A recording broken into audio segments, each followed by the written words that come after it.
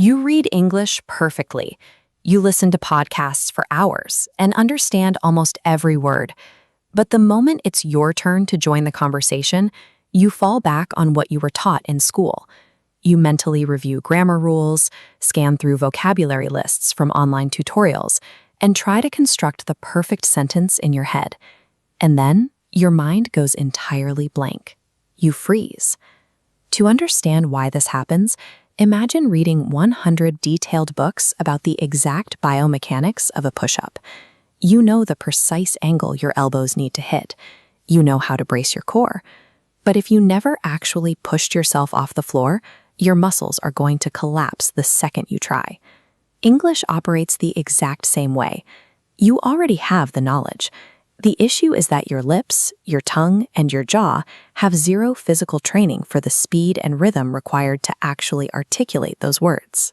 Realizing that speaking a language is a mechanical, physical skill rather than an academic test lifts the pressure.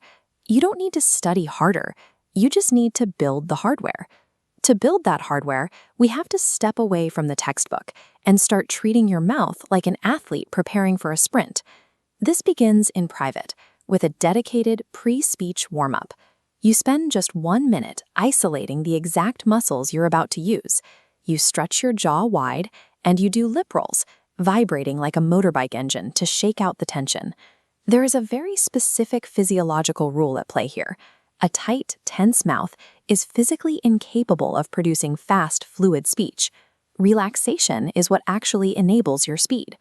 Once the muscles are loose, you run them through a fluency loop. You look in a mirror, pick one simple sentence, and repeat it 5 times in a row. As you loop the sentence, you push the pace through 3 gears. You start extremely slow, move to a normal speaking pace, and finally push it fast. This forces your articulators to adapt to the physical rhythm of the words, rather than pulling from cognitive memory. Isolating the mechanics like this takes your brain entirely out of the equation. You aren't translating or analyzing anymore. You're building an automatic physical reflex. That physical reflex is crucial because it solves the biggest illusion in language learning, the idea that native speakers are talking incredibly fast. They aren't. They are just grouping sounds differently.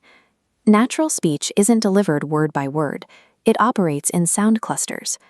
The rigid, separate words what, are, and you physically melt together into a single musical rhythm, whatcha.